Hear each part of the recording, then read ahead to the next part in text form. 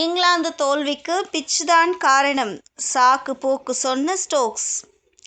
வணக்கம் செய்தி புனல் நேயர்களே. இந்திய கிரிக்கெட் அணி இங்கிலாந்து மண்ணில் 5 டெஸ்ட் போட்டிகளில் விளையாடி வருகிறது. அத்தொடரின் முதல் போட்டியில் 5 சதங்கள் அடித்தும் தோல்வியை சந்தித்த முதல் அணியாக இந்தியா பரிதாபமான உலக சாதனை படைத்தது. ஆனால் அதற்கும் சேர்த்து இரண்டாவது போட்டியில் இங்கிலாந்தை 336 ரன்கள் வித்தியாசத்தில் சாய்த்த இந்தியா பர்மிங்காம் மைதானத்தில் முதல் முறையாக வென்று சாதனை படைத்தது. அதனால் சுப்மன் கில் தலைமையில் தொடரை சமன் செய்த இந்திய இளம் அணி இங்கிலாந்துக்கு பதிலடி கொடுத்து அசத்தியுள்ளது.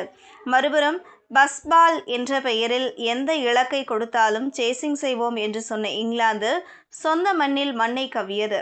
இந்த நிலையில் பர்மிங்காம் பிட்ச் தாங்கள் நினைத்தது போல் இல்லாததே தோல்விக்கு காரணம் என்று இங்கிலாந்து கேப்டன் பென் ஸ்டோக்ஸ் கூறினார். சொல்லப்போனால் அது நாட்கள் செல்ல செல்ல இந்திய துணைக்கண்டத்தில் இருக்கும் பிட்ச் போல மாறியதாக ஸ்டோக்ஸ் தெரிவித்தார்.